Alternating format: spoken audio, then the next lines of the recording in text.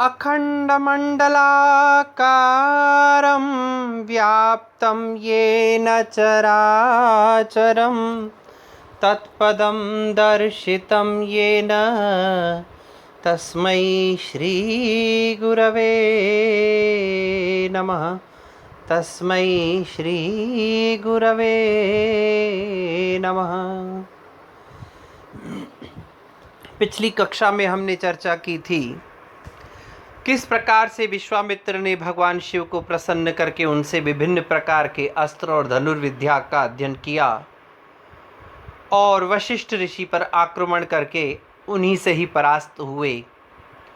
उसके पश्चात 1000 वर्ष तक पुनः ब्रह्मा जी की तपस्या की और उनकी तपस्या से प्रसन्न होकर के ब्रह्मा जी वहाँ प्रकट हुए और उन्हें कहने लगे, हे राजर्षि, तुमने अपने तप से 3 लोक की पृथ्वी को, तीनों लोकों को जीत लिया है। तुम मुझसे जो चाहते हो मांगो। किंतु क्या हुआ? विश्वामित्र जी उदास हो गए। इतनी तपस्या करने के पश्चात भी ब्रह्मा जी ने मुझे ब्रह्मर्षि नहीं कह करके और राजर्षि कहा है, अर्थात निश्चित रूप से मेरी इस तपस्या में कोई कमी रही है। पुनः तपस्या का विचार करके विश्वामित्र जी पुनः कठोर गहन तपस्या में लीन हो गए। इधर इंद्र का सिंहासन डोलने लगा। इंद्र ने अप्सरा मेनका को विश्वामित्र जी की तपस्या को भंग करने के लिए भेजा। प्रयोजन को दृष्टिगत रखते हुए मेनका ने अपनी भाव भंगिमाओं से, नृत्य इत्यादि से विश्वामित्र जी को की तपस्या को भंग किया।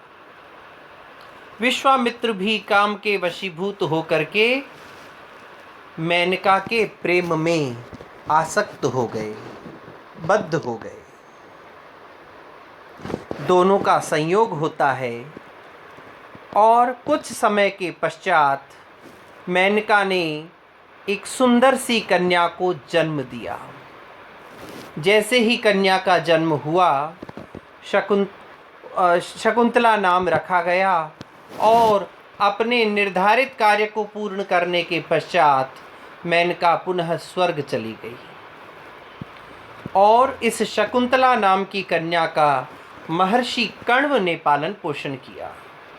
प्रारंभ में शकुंत नाम के पक्षियों के द्वारा पालन पोषण करने के कारण से इस कन्या का नाम शकुंतला रखा गया। शकुंतला के जीवन में आगे क्या घटना हुई, यह अभिज्ञान शाकुंतलम पर चर्चा करते हुए हम बात करेंगे। विश्वामित्र जी मेनका के जाने के बाद दुखी हुए और अचानक से विचार आया कि एक क्षण भर के काम के कारण से मेरी हजारों वर्षों की तपस्या नष्ट हो गई है और उन्होंने अपने काम को वश में करके पुनः तपस्या प्रारंभ कर दी। इधर एक त्रिशंकु नाम के राजा थे। उनके मन में एक अजीब सी इच्छा ने, वासना ने जन्म लिया कि मुझे सशरीर स्वर्ग लोक में गमन करना है। अन्य कोई उपाय चिंतन न करते हुए त्रिशंकु वशिष्ठ ऋषि के पास आए और उनसे निवेदन किया कि महाराज, मैं आपकी शरण में हूँ और मुझे सशरीर स्वर्ग में जाना है। आप कोई ऐसा कर्म, ऐसा कोई उपाय करें जिससे मेरी यह कामना की पूर्ति हो सके। वशिष्ठ जी ने पूर्ण रूप से निषेध कर दिया कि मैं इस कर्म को करने में समर्थ नहीं। वशिष्ठ जी से निराश होकर के त्रिशंकु वशिष्ठ जी के पुत्रों के पास गए और उन्हें भी इसी प्रकार से निवेदन किया कि मैं सशरीर स्वर्ग जाना चाहता हूँ। वशिष्ठ ऋषि के पुत्रों ने इसे अपने पिता का अपमान समझ करके त्रिशंकु को श्राप दे दिया कि जो कार्य हमारे पिताजी ने मना कर दिया है उसको तुम हमारे पास आकर के और निवेदन करके और हमसे उस कार्य को करवा करके आप हमारे पिता का अपमान करते हैं। उनको श्राप दे दिया। श्राप के पश्चात त्रिशंकु के मन से वह वासना नहीं मिटी और त्रिशंकु विश्वामित्र ऋषि के पास गए।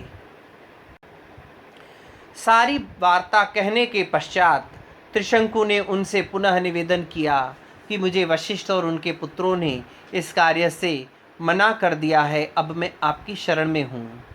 विश्वामित्र जी अपने प्रतिशोध को दृष्टिगत रखते हुए उन्होंने भी त्रिशंकु के इस आग्रह को स्वीकार कर लिया और विश्वामित्र ने अपने पुत्र और शिष्यों से यज्ञ की सामग्री जुटाने का निवेदन किया। गुरु का और पिता का आदेश पाकर के शिष्यों ने और पुत्रों ने विश्वामित्र जी के लिए यज्ञ की संपूर्ण सामग्री एकत्रित कर दी।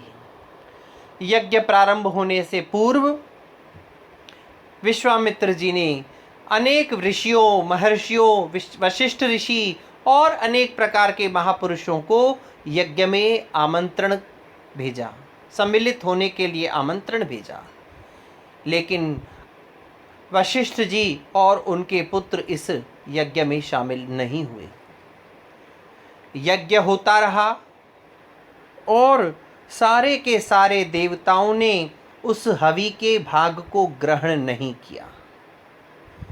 विश्वामित्र जी के मन में द्वेष उत्पन्न हुआ कि मैंने बड़े ही प्रयास से, बड़े ही मन की सदिच्छा से यह हवन और यज्ञ का प्रारंभ किया है त्रिशंकु को सशरीर स्वर्ग में भेजने के लिए, लेकिन न तो देवता आए हैं और न ही उन्होंने इस हवि के भाग को ग्रहण किया है। त्रिशंकु को चिंतित देख करके विश्वामित्र जी ने कहा कि चिंता मत करो त्रिशंकु, मैं तुम्हें अपने योग बल से सशरीर स्वर्ग भेजूंगा। विश्वामित्र जी ने अपने योग के द्वारा, अपनी योग और तपस्या की शक्ति से त्रिशंकु को स्वर्ग में भेज दिया।